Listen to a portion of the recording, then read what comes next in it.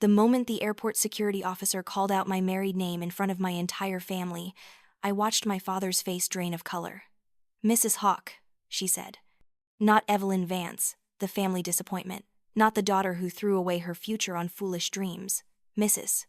Damien Hawke, wife of the aviation tech billionaire whose private jet was waiting for me while they scrambled for their economy seats to Aspen. If you want to hear how a girl who was publicly humiliated at an airport check-in counter ended up leaving her toxic family in the dust, literally watching them from a helicopter as they stood frozen in shock at a 5-star resort, then you need to hear this whole story. Make sure to like this video, subscribe to the channel, and drop a comment below telling me what you would have done in my situation. Trust me, you won't believe how this all went down. Let me take you back to where it really started. 3 years before that glorious moment at the airport. I was 22 years old, fresh out of Columbia with a degree in art history, summa cum laude. My thesis advisor had pulled me aside after my defense and said, "Evelyn, you have something special. That eye you have, it's a gift. Don't waste it." The acceptance packet from Sotheby's Institute arrived on a rainy Tuesday in March. I tore it open right there in the foyer, my hands shaking. Inside was everything I dreamed of. Acceptance letter, program details, and a handwritten note from the director. "Your application essay on authentication methodology was exceptional. We're excited to have you join us." I burst into the kitchen where my mother was supervising dinner prep. "Mom, I got in. Sotheby's accepted me." She glanced up from her wine glass. "That's nice, dear. Set the table, would you? Your father will be home soon." That should have been my first warning. At dinner, I waited until everyone was seated. Dad, Jessica, Chad. I needed them all to hear this. "I have incredible news," I announced, unable to contain my smile. "I got accepted to Sotheby's Institute of Art. The master's program in art business." Jessica's fork stopped halfway to her mouth. "Wait, what? You applied to more school? For art?" "It's one of the most prestigious programs in the world," I said quickly. "Graduates work at Christie's, Sotheby's, major museums." "How much?" My father's voice cut through like a knife. "What? How much does this little fantasy cost, Evelyn?" $45,000 a year, I said. "But there are scholarships, work-study programs, $90,000 total." My father set down his scotch with a hard clink. "So I can pay for you to spend 2 years looking at paintings and calling it work?" "Dad, it's not like that. This is a real career. My professor said I have a gift for—" "Your professors," he interrupted, "are academics who've never held a real job in their lives. They don't understand return on investment. $90,000 for what? A $30,000 a year job at some gallery if you're lucky?" "It's not about the starting salary," I said, hearing the desperation in my voice. "It's about passion, about building something meaningful." "Passion doesn't pay bills, Evelyn," Jessica spoke up, her voice dripping with fake concern. "I mean, come on, looking at pretty pictures all day? That's not a career, that's a hobby." Chad nodded, swirling his wine. "Your dad's right, Evie. You need to think practically. The business world is where real opportunities are." "I have an opportunity," I said, louder than I intended. "This is it. This is what I'm supposed to do." My father stood up, his chair scraping against the hardwood. "You know what I think? I think you're scared. Scared to do real work, to face real challenges. So you want me to bankroll your escape into some ivory tower fantasy. That's not fair." "Life's not fair," he snapped. "Here's what's fair. Jessica works hard, contributes to the family business, makes smart choices. She understands responsibility. But you? You just want to play pretend and have me pay for it. I'm not playing." I stood up too, my hands balling into fists. "This matters to me more than anything." "Then you'll pay for it yourself," my father said coldly. "Get a job, save your money, take out loans, but don't expect a single dollar from me for this nonsense." "But Dad, I'm good at this. Really good. My professors all said." "Give me the letter." "What?" "The acceptance letter. Give it to me. Now." My mother finally spoke. "Richard, maybe we should discuss this when everyone's calmer." "Eleanor, stay out of this." He held out his hand to me. "Evelyn, the letter." I don't know why I handed it to him. Years of conditioning, maybe. Or some stupid hope that if he just read it, he'd understand. I watched him take the thick packet, the expensive paper with the Sotheby's seal embossed on top. He tore it in half. Then in half again. And again. My acceptance letter, my program details, the handwritten note from the director, all of it falling like confetti onto the Persian rug.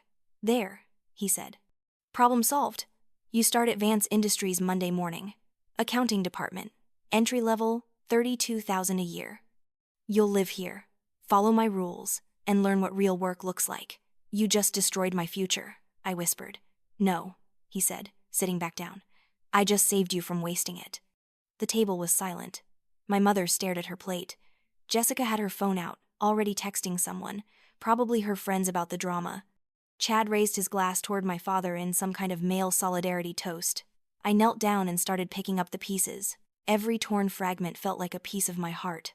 As I gathered them, I made myself a promise. Fine, I'll do this your way, but I'm not giving up. I'll find another way. That night, I spent hours taping the letter back together, matching tiny pieces like a jigsaw puzzle. I couldn't save all of it, but I got enough to read the important parts. I pinned it above my desk as a reminder. Someday, I'll prove you all wrong.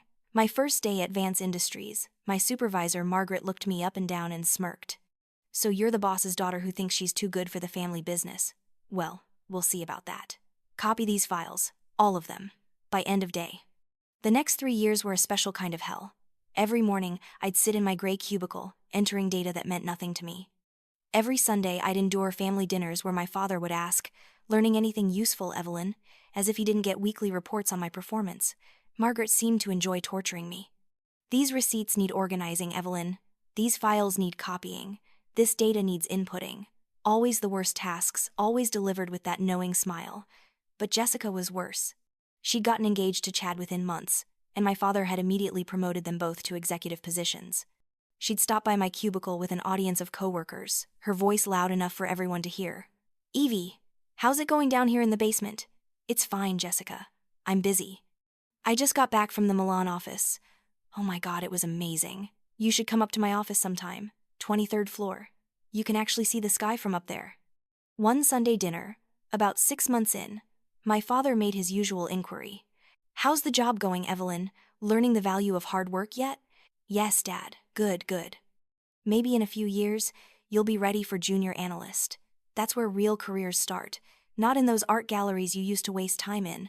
Jessica jumped in right on cue. "Speaking of careers, Dad, Chad, and I closed the Henderson deal this week, $3 million contract. That's my girl," my father beamed. "See, Evelyn? That's what success looks like. Real accomplishments, real value." My mother reached over and patted Jessica's hand. "We're so proud of you, sweetie." I pushed food around my plate and said nothing. What was there to say? But they didn't know about my secret. Every Saturday and Sunday, I wasn't wandering aimlessly around the city like they thought. I was at the Meridian Gallery in Chelsea, volunteering for a woman named Caroline Chen. My first day there, Caroline didn't mince words. "Your Columbia professor called me, said you have an eye for detail. Let's test that." She handed me a small watercolor. "Seller claims it's Winslow Homer. Authenticate it."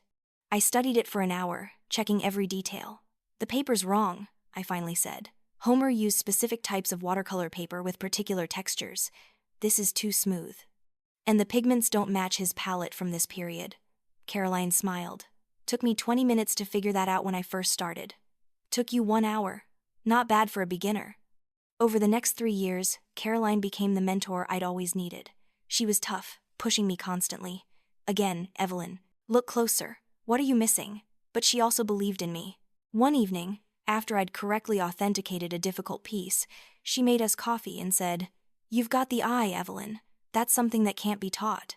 Some people spend decades in this business and never develop the instinct. You were born with it." "My family thinks this is all pointless," I admitted. "Your family is wrong," Caroline said bluntly. "And someday, you're going to prove it to them in a way they can't ignore. Just keep showing up. Keep learning. The opportunity will come." During the week, I'd endure Jessica's digs. "Oh, Evie, still brown bagging it?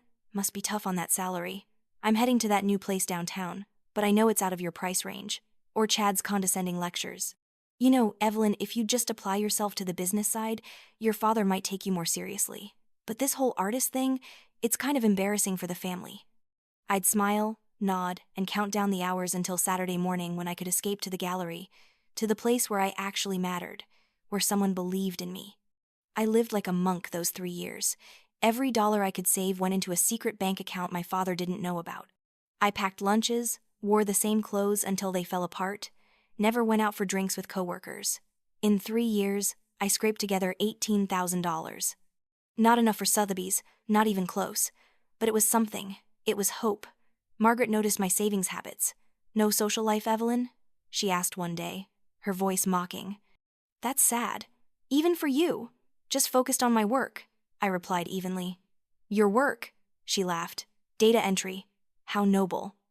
But I knew what she didn't. Every weekend, I was building real skills, real expertise, real connections in the art world.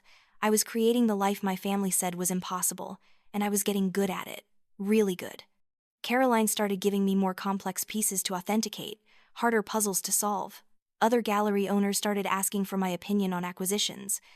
I was building a reputation, quietly, outside my family's world. One Sunday, my mother pulled me aside after dinner. "Evelyn, honey, I'm worried about you. You're 25 now. No boyfriend, no real career prospects. Maybe your father was right, and you should focus on advancing at the company." "Mom, I'm fine. Are you?" she pressed. "Because from where I'm standing, it looks like you're wasting your life out of pure stubbornness." I wanted to tell her about Caroline, about the gallery, about the skills I was developing, but I'd learned to keep the things I loved hidden from my family. So I just said, "I know what I'm doing, Mom." She sighed. "I hope so, dear. I really do. I endured it all because I had a goal. Someday, somehow, I would prove them wrong. I just had to be patient, had to be ready when the opportunity finally came." The breakthrough came in my 3rd year at the Meridian Gallery. It was a Sunday in October, one of those perfect fall days when New York feels like the center of the universe. Caroline had asked me to come in early to help evaluate a collection that an estate sale company had contacted us about. The deceased owner had been an elderly woman who'd lived in the same Upper East Side apartment for 60 years, and her children were liquidating her possessions. Most of it was exactly what you'd expect from an old New York apartment. Decent furniture, some nice but unremarkable decorative pieces, a few prints and minor paintings. But there was one piece that caught my eye immediately. It was hanging in what had probably been a den or study, barely visible behind some shelving units. A landscape painting, maybe 30 inches wide, showing a coastal scene with figures on a beach. The estate sale people had cataloged it as American School, early 20th century, unsigned, estimated value between $800 and $1,200. But something about it stopped me in my tracks. The way the light played across the water, the brushwork in the figures, the color palette. It reminded me of something I'd studied, but I couldn't quite place it. "Can I take a closer look at this one?" I asked Caroline. She came over and examined it with me. "It's nice," she said. "Good composition. Probably worth a bit more than they're estimating if we can clean it up." "Why? What are you seeing?" "I don't know yet," I admitted. "But something about it feels familiar. Can we take it back to the gallery?" Caroline trusted my instincts enough by this point to agree. We negotiated with the estate sale company to take the painting on consignment, meaning we'd sell it and give them a percentage rather than buying it outright. They were happy with the arrangement. To them, it was just one painting among hundreds of items they needed to liquidate. Back at the gallery, I spent the next week studying that painting every spare moment I had. I compared it to reference books, to online databases, to my own notes from college classes.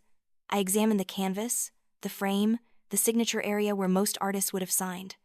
There was no signature, which wasn't uncommon for the period.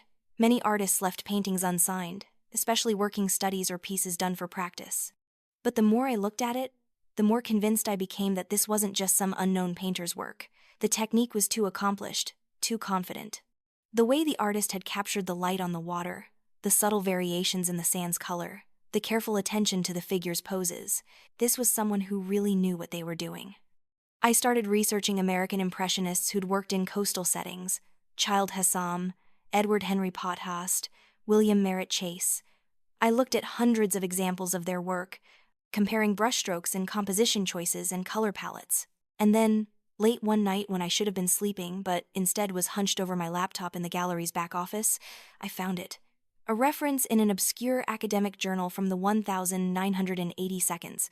An article about William Merritt Chase's working methods that mentioned a series of small beach scenes he'd painted in the summer of 1902 when he was teaching at the Shinnecock Summer School of Art. The article included a list of known works from that summer and a separate list of works that were referenced in Chase's correspondence but had never been located. Missing pieces. Lost paintings that art historians had been trying to find for decades. One of the descriptions matched our painting almost perfectly.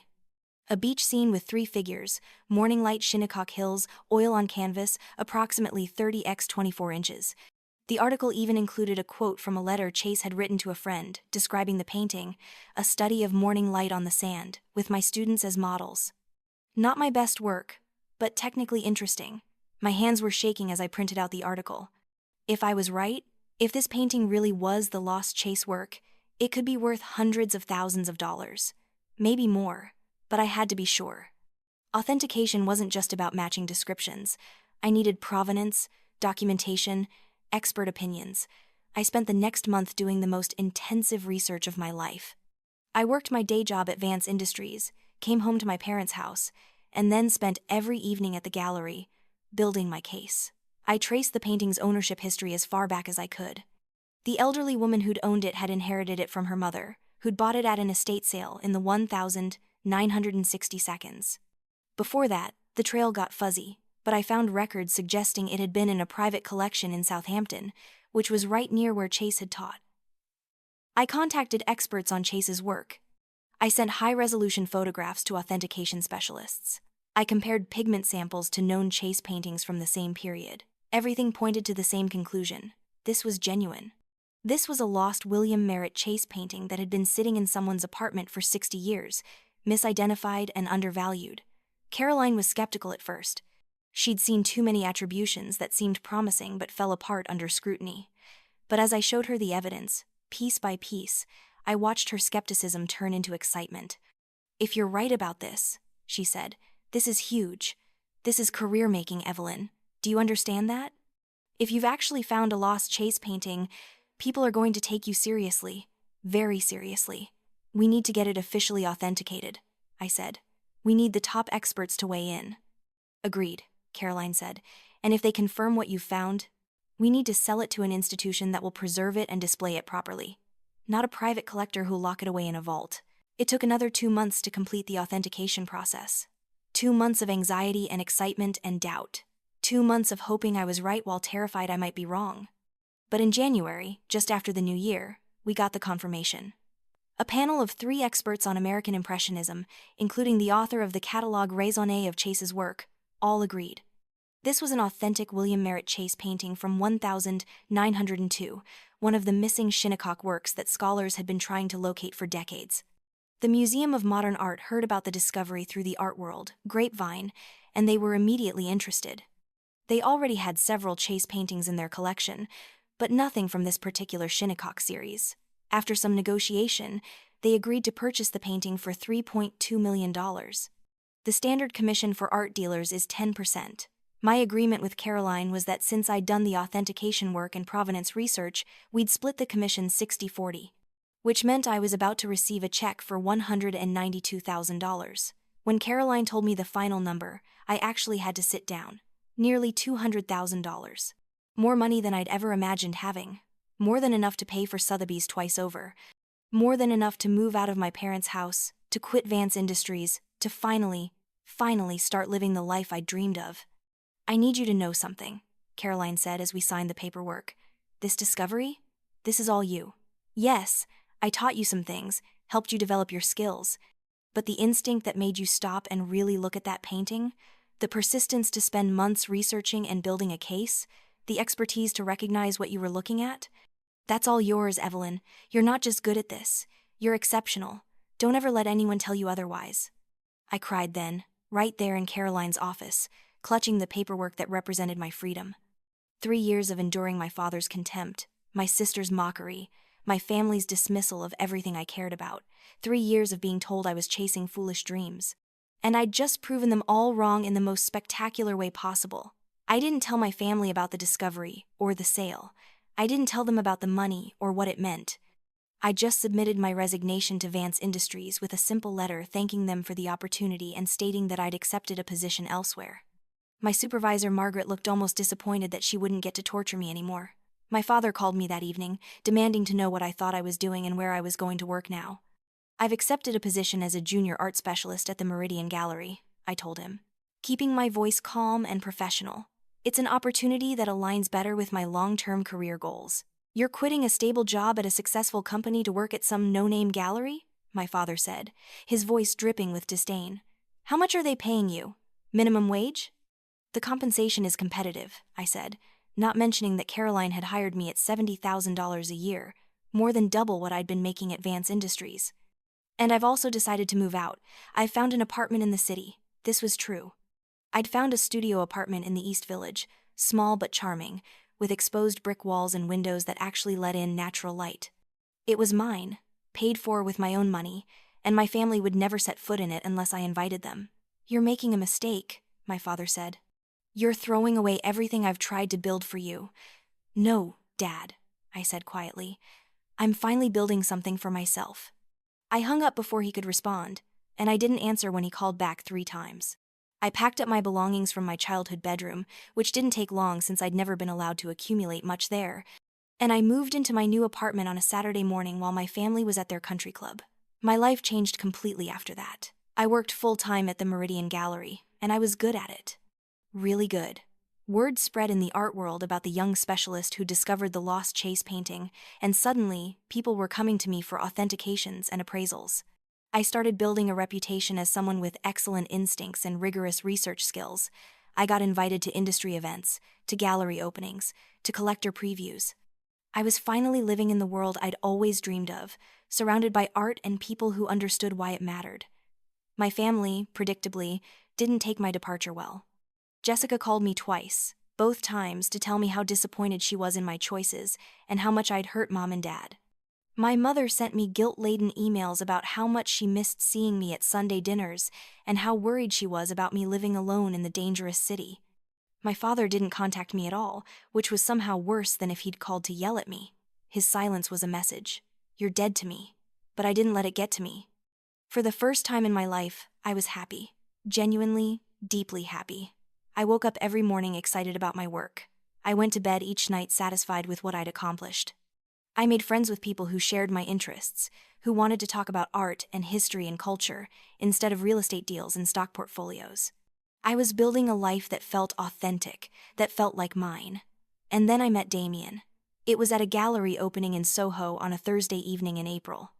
The gallery was showcasing contemporary artists who worked in traditional mediums, an interesting blend of old techniques and modern sensibilities. I was there representing the Meridian Gallery, looking for potential pieces Caroline might want to acquire.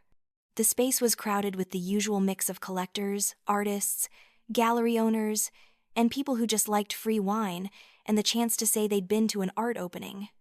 I was standing in front of a particularly interesting piece, a large-scale oil painting that referenced Dutch Golden Age still lifes but with contemporary objects, when someone spoke beside me. The juxtaposition is clever, a man's voice said, using 17th century techniques to paint 21st century technology. It makes you think about how our relationship with objects hasn't really changed, just the objects themselves. I turned to look at the speaker and found myself face to face with one of the most attractive men I'd ever seen. He was tall, probably 6'2", with dark hair that was slightly too long to be corporate, sharp cheekbones, and these intense gray eyes that seemed to actually see what he was looking at instead of just performing the act of looking.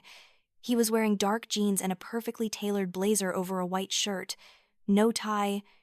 He looked comfortable, like someone who belonged in this space. Exactly, I said, recovering from my momentary speechlessness. And I think the artist is also commenting on obsolescence. See how she included a CD player and a first-generation iPhone? Those objects are already antiques to younger viewers, even though they were cutting-edge technology not that long ago. It creates this telescoping of time, makes you realize how quickly our moment becomes history. He smiled, and it transformed his whole face from serious to warm. That's a sophisticated read. Are you an artist yourself? Art specialist, I said, extending my hand. Evelyn Vance. I work at the Meridian Gallery in Chelsea. He shook my hand, and his grip was firm without being aggressive. Damien Hawk, he said. I'm an aviation engineer, but I collect on the side. Contemporary representational work mostly, though I'm trying to branch out. Damien Hawk. The name sounded vaguely familiar, but I couldn't quite place it. Aviation engineer who collected art wasn't a common combination, and I was intrigued. We spent the next hour talking, moving from painting to painting, discussing the work and then branching out into broader conversations about art and aesthetics and what made certain pieces resonate while others fell flat. He was smart, really smart, with a technical mind that approached art from a different angle than most collectors I met. He wanted to understand how things were made, what techniques the artists used, why they made certain choices. It was refreshing. When the opening started winding down, he asked if I wanted to get coffee. I said yes without hesitation, which was unusual for me. I'd been on a few dates since moving out of my parents' house, but nothing had clicked. This felt different. We ended up at a small cafe near Washington Square Park, talking until they kicked us out at closing time.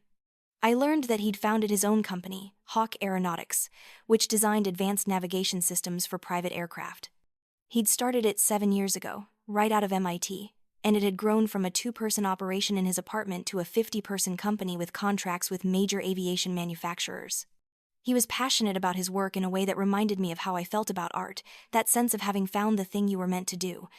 I told him about the chase painting, about my family's reaction to my career choice, about the struggle to prove that art was a legitimate field and not just a hobby for rich people. He listened without judgment, asking questions that showed he was actually paying attention. "Your family sounds challenging," he said carefully when I'd finished. "Do you still have a relationship with them?" "Barely," I admitted. "They've made it clear that they don't approve of my choices. We're invited to this big birthday party for my father in Aspen next month, and I'm debating whether to even go." "Do you want to go?" he asked. I thought about it. "Part of me wants to prove that I'm doing fine without them," I said. "Part of me thinks it's not worth the stress. And part of me is curious to see if anything has changed. If maybe they've realized they were wrong about me." "People rarely realize they're wrong," Damien said. "Especially people who've built their identity around being right. But sometimes showing up anyway, on your own terms, can be powerful." We started dating after that night, though calling it dating feels too casual for what it became. We'd both had relationships before, but this felt different from the start. More serious, more intentional. He understood what it meant to build something from nothing, to fight for your vision against people who said it was impossible. We supported each other's work, celebrated each other's successes, commiserated over the inevitable setbacks and frustrations. 2 months into our relationship, Damien told me something that changed my perspective on who he was. We were at his apartment, a beautiful loft in Tribeca with floor-to-ceiling windows and a collection of contemporary art that must have been worth millions. I'd been admiring a particularly stunning abstract piece when he said, "I should probably tell you something. Hawk Aeronautics isn't just successful, it's very successful. We're about to close a deal that will make us the primary navigation system provider for 3 major private jet manufacturers. The company is currently valued at about $2 billion. I turned to stare at him. $2 billion? With a B? He nodded, looking slightly uncomfortable. "I don't usually lead with that information when I meet people. It tends to change how they interact with me. But we've been seeing each other for a while now, and I wanted you to know. I also wanted you to know that it doesn't change anything about how I see you, or what I value about our relationship. You've never treated me like a resource or an opportunity. You see me as a person, not a bank account. That's rare, and I appreciate it more than you know." I sat down, trying to process this information. My boyfriend, the guy who'd been taking me to casual restaurants and coffee shops and acting like a normal person, was a billionaire. A actual billionaire. "Why didn't you tell me earlier?" I asked. "Because I wanted you to get to know me without that context," he said. "Money changes things. It makes people weird. They start calculating what they can get from you instead of just enjoying spending time with you. You've never done that. When you look at me, you see Damien, not Damien's net worth. That's incredibly valuable to me. I'm not going to lie," I said slowly. "This is a lot to take in, but I understand why you waited. And for what it's worth, this doesn't change how I feel about you.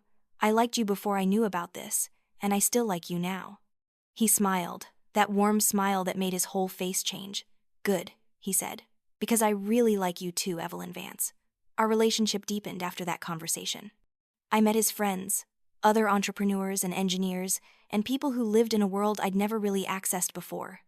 He met my friends from the gallery, and he charmed them all with his genuine interest in their work and his thoughtful questions about art. We traveled together on weekends, short trips to Boston and Philadelphia to visit museums and galleries. We talked about our futures, about what we wanted to build, about the kind of lives we wanted to live. And then, one evening in late June, he surprised me with a question I hadn't been expecting. We were at his apartment, cooking dinner together, when he suddenly put down the knife he'd been using to chop vegetables and turned to face me. "Marry me," he said. I laughed, thinking he was joking. "What? I'm serious," he said. "Marry me, Evelyn. I know it hasn't been that long, and I know this is fast, but I've never been more certain about anything. You're brilliant and passionate, and you make me want to be better. I love you. I want to build a life with you, so marry me." I stared at him, the knife still in my hand, tomatoes half chopped on the cutting board. "Are you actually proposing right now? In your kitchen?" He grinned. "I know, I should have planned something more romantic, but I realized I don't want to wait. Life's too short to waste time on uncertainty when you know what you want. And I want you."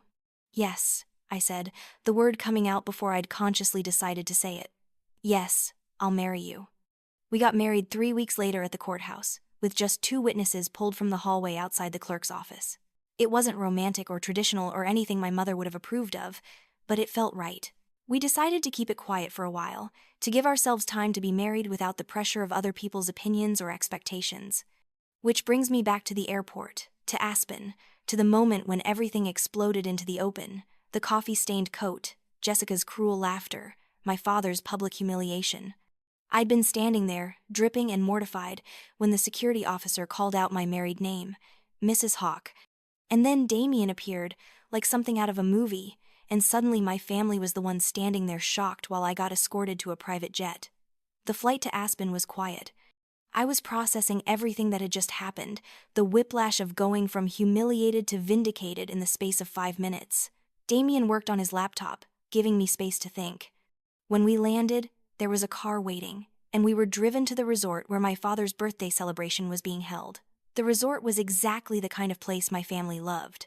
Exclusive, expensive, full of people who were important or rich or both. We checked into our cabin, a luxurious space with a stone fireplace and views of the mountains. I tried to relax, tried to enjoy being in this beautiful place with my husband, but I couldn't stop thinking about the inevitable confrontation to come. It came sooner than expected. That evening, there was a pre-party cocktail reception for early arrivals. Damien and I debated skipping it, but he convinced me that showing up would be better than hiding. "Let them see you happy," he said. "Let them see you've moved on and built something real." So we got dressed and went down to the reception. I wore a simple black dress, nothing flashy, and my wedding ring, which I'd been hiding until now. Damien wore slacks and a sweater that probably cost more than my old monthly salary at Vance Industries. We walked into the reception area, and I felt every eye in the room turn toward us.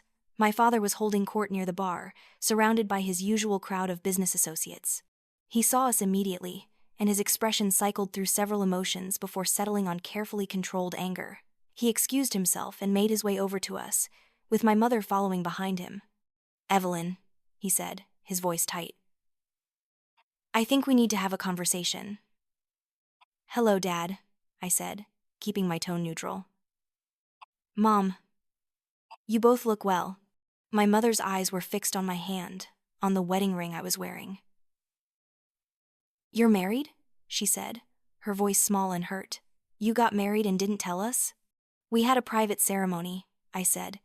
"It was what we wanted." "This is unacceptable," my father said, his voice rising slightly. "You don't just run off and marry a stranger without telling your family." "Who is this man? What do we know about him?" Damien stepped forward slightly, positioning himself beside me rather than in front of me. "Mr. and Mrs. Vance," he said politely. "I'm Damien Hawk. I'm sorry we didn't inform you of our marriage beforehand. That was my decision. I wanted to respect Evelyn's desire for privacy given the complicated nature of your family relationships." "Complicated?" my father said. "What's that supposed to mean?" "It means that you've spent the last 3 years making it clear that you don't support Evelyn's career choices or respect her decisions," Damien said, his tone still polite but with an edge of steel underneath. "She's built a successful career in art curation, despite your opposition. She's made important discoveries and built a reputation in her field. And instead of being proud of her, you publicly humiliated her at an airport this morning. So yes, Mr. Vance, I'd say your family relationships are complicated." My father's face went red. "How dare you?" he started to say, but Damien continued, I dare because Evelyn is my wife, and I'm not going to stand by and watch people treat her with disrespect, family or not. You don't know me, Mr. Vance, and you didn't ask about me before making assumptions. So let me tell you who I am. I'm the founder and CEO of Hawk Aeronautics. We provide advanced navigation systems for private and commercial aircraft. The company is valued at approximately $2 billion. We have contracts with Boeing, Gulfstream, and Bombardier. And I'm telling you this not to brag, but to make something clear. Your daughter married someone who values her intelligence, her passion, and her expertise. Someone who sees her accomplishments as impressive rather than embarrassing. The people around us had gone quiet. Everyone was listening now, watching this confrontation unfold. My mother looked like she might faint. My father looked like he was trying to decide whether to punch Damien or run away. Jessica and Chad appeared then, drawn by the commotion. What's going on? Jessica asked, her eyes darting between all of us. Your sister got married, my father said through clenched teeth, apparently to someone very successful. And they decided we weren't important enough to be informed. Jessica looked at me, then at Damien, and I could actually see her doing the math. Damien Hawk, Hawk Aeronautics, Billionaire. Her expression shifted from confusion to something like envy mixed with disbelief. You married a billionaire? She said to me. You? How did you even meet someone like that? At an art gallery opening, I said calmly. We bonded over our shared interest in contemporary representational painting. Oh, so you gold-digged your way into money, Jessica said, her voice dripping with disdain. That's how you did it. You couldn't succeed on your own, so you married rich. I felt Damien tense beside me, but I put my hand on his arm. I've got this, I said quietly to him. I turned to Jessica. Actually, Jess, I succeeded on my own before I ever met Damien. Remember how you all thought I was failing at my little art job? Turns out I discovered a lost William Merritt Chase painting and facilitated its sale to MoMA for $3.2 million. My commission was nearly $200,000. I used that money to move out of Mom and Dad's house, to build my career, and to establish myself as a respected art specialist in New York. I met Damien after I'd already proven I could make it on my own. So no, I didn't gold dig. I succeeded, and then I fell in love with someone who appreciated my success instead of resenting it. The silence that followed was profound. My father looked like I'd slapped him. My mother's hand had gone to her throat, a gesture of shock. Jessica's mouth was actually hanging open. Chad looked confused, like he couldn't quite process what I'd just said. $3.2 million? My father finally said. You sold a painting for $3.2 million? I didn't sell it, I said. I discovered it, authenticated it, and facilitated the sale. And I did it while you all thought I was wasting my time playing with art. My father opened his mouth, closed it, opened it again. He looked like he was trying to recalibrate his entire understanding of the situation. You never told us, he finally said weakly. You never asked, I replied. You never asked if I was successful. You never asked if I was happy. You just assumed I was failing because I wasn't following your plan for my life. Before anyone could respond, a voice interrupted us. Evelyn, is that you? I turned to see Marcus Wheeler, the host of this entire birthday celebration, approaching with a huge smile on his face. Marcus was a legendary art collector and a friend of my father's from their college days. He was also someone I'd been working with on potential acquisitions for his private collection. Marcus, I said, genuinely happy to see him. It's good to see you. He pulled me into a hug. I heard you were coming. Congratulations on the MoMA sale. That was extraordinary work. The art world hasn't stopped talking about it. Thank you, I said. It was an incredible experience. Marcus turned to Damien, sizing him up. And you must be the famous Damien Hawk. I've heard impressive things about Hawk Aeronautics. My company uses your navigation systems in our corporate fleet. They shook hands, two successful men recognizing each other as peers. Then Marcus turned back to my father, who was still standing there looking shell-shocked. Richard, Marcus said cheerfully, you must be so proud of Evelyn, discovering a lost Chase painting at her age. With that kind of eye for authentication, she's going to be one of the leading art specialists of her generation. I've already commissioned her to consult on my collection. You raised a brilliant daughter. My father made a choking sound that might have been agreement, Marcus continued, oblivious to or ignoring the tension. In fact, I wanted to ask Evelyn if she'd be willing to give a small talk during the birthday festivities. Just an informal thing, sharing the story of how she discovered the Chase painting. I think our guests would be fascinated. What do you say, Evelyn? I'd be happy to, I said, not looking at my family's shocked faces. Wonderful. Marcus said. We'll do it tomorrow evening, before the main dinner. It'll be a highlight of the celebration. He walked away, leaving us all standing there. My father looked like someone had pulled the ground out from under him. Jessica was staring at me like she'd never seen me before. My mother had tears in her eyes, though I couldn't tell if they were tears of pride or regret. I think we're done here, Damien said quietly. Evelyn, let's go get some air. We walked away, leaving my family standing there in the middle of the cocktail reception, surrounded by people who'd just heard that the daughter they'd dismissed as a failure was actually a success. I could feel eyes on us as we left, hear the whispers starting. The gossip would be all over the resort by morning. Outside, in the cold mountain air, I finally let myself react. My hands were shaking, adrenaline making me feel jittery and strange. Damien pulled me into his arms, and I leaned against him, breathing in the familiar scent of his cologne. You okay? He asked. I don't know, I said honestly. That was intense. You were amazing, he said. The way you stood up to them, the way you laid out your accomplishments without apologizing or minimizing them. I'm proud of you. I pulled back to look at him. Thank you for having my back in there. For not letting them diminish me. Always, he said. That's what marriage means. We protect each other. We spent the next day avoiding my family, which was easier than expected since they seemed to be avoiding us too. We went skiing, had lunch at a mountain restaurant, enjoyed being in this beautiful place without the stress of family drama. But I knew the real confrontation was still coming. The talk Marcus had asked me to give, followed by the main birthday dinner. There was no avoiding it.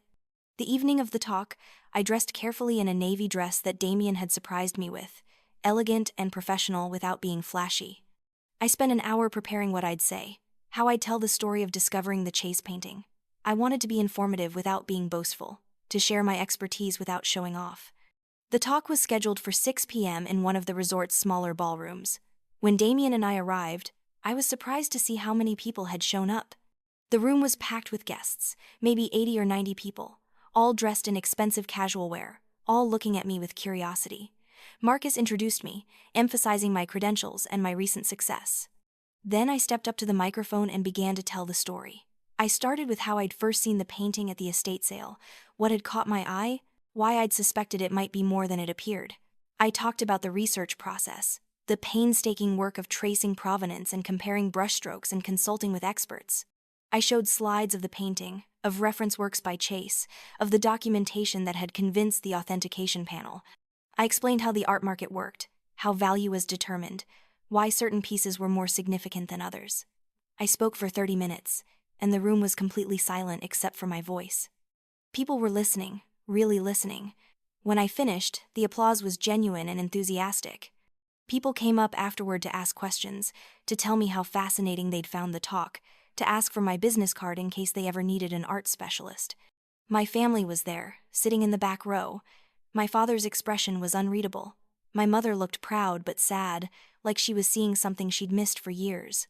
Jessica looked uncomfortable, like she was being forced to acknowledge something she didn't want to admit. The main birthday dinner started immediately after my talk, a lavish affair in the resort's grand ballroom.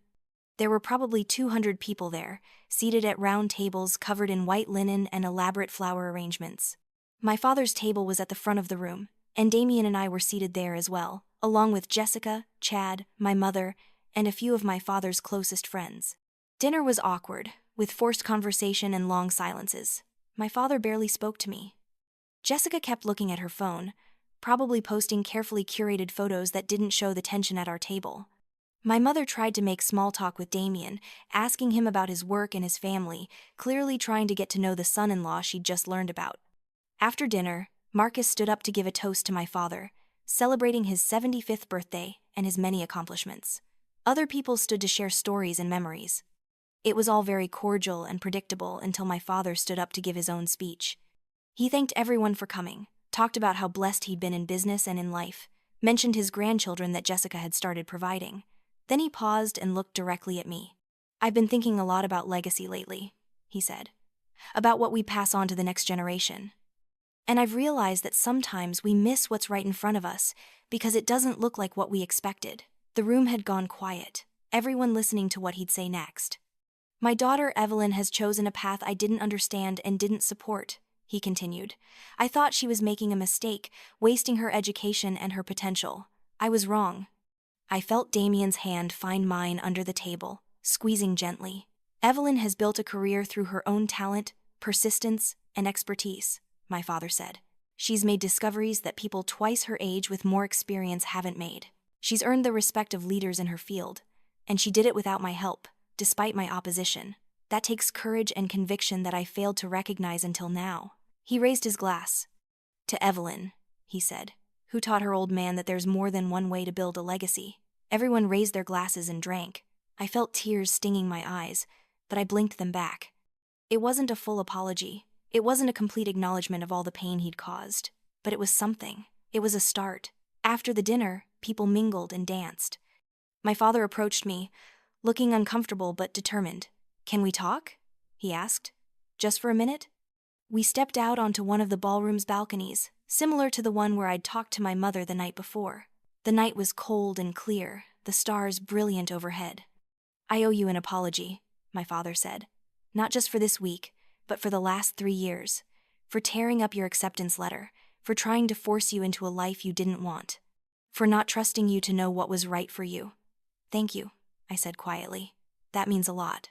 I was scared," he admitted.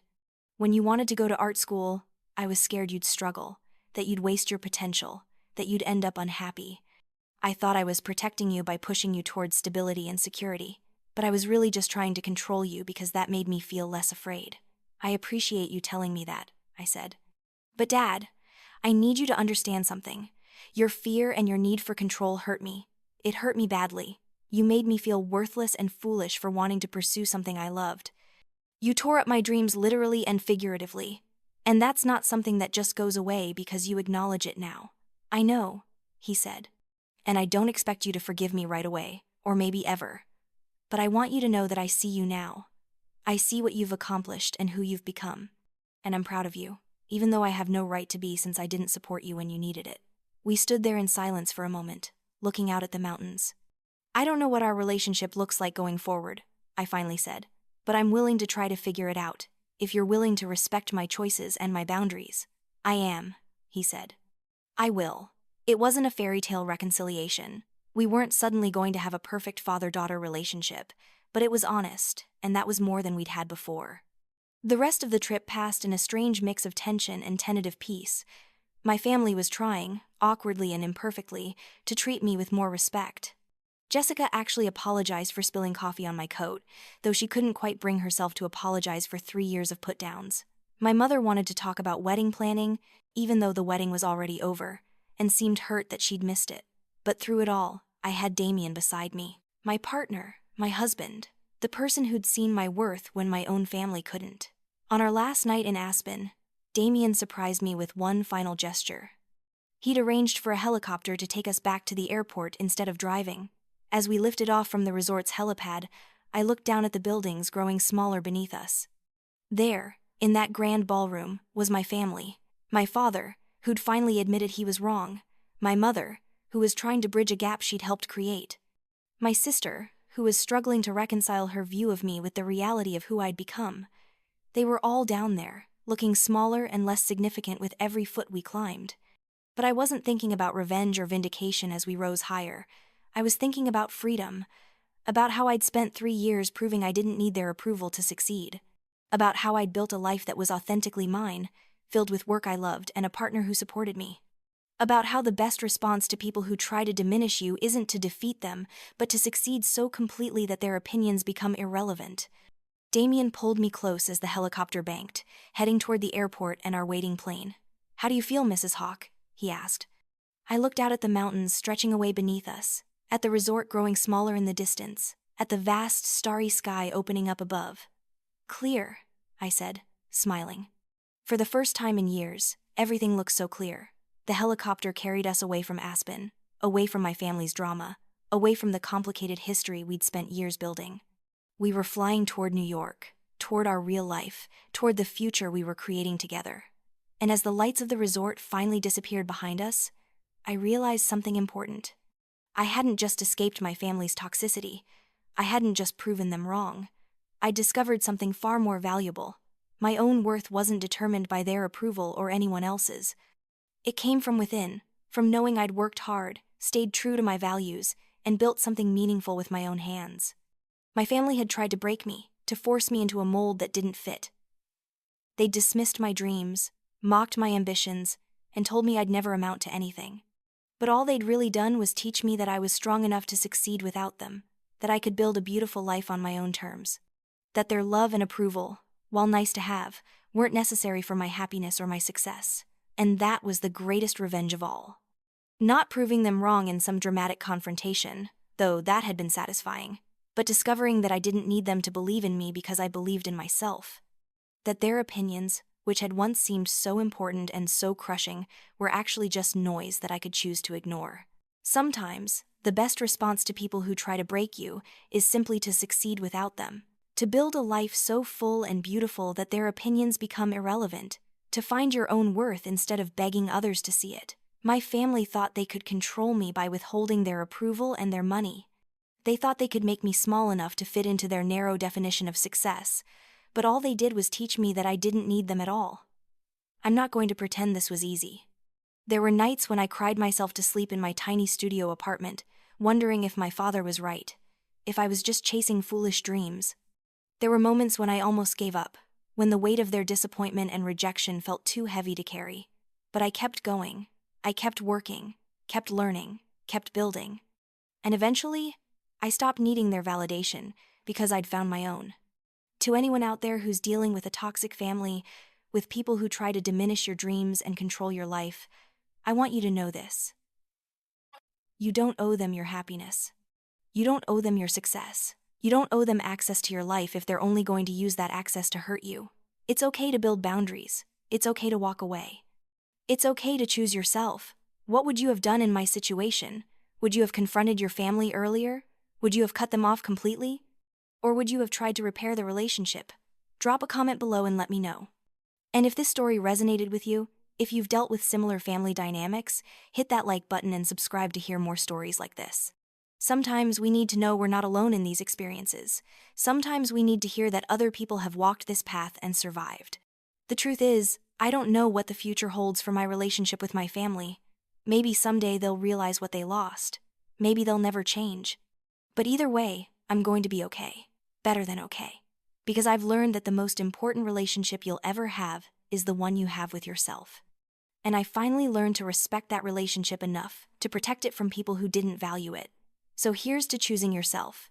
Here's to building the life you want instead of the life others demand. Here's to finding your worth in your own accomplishments instead of someone else's approval. And here's to the view from the top, where everything finally looks clear.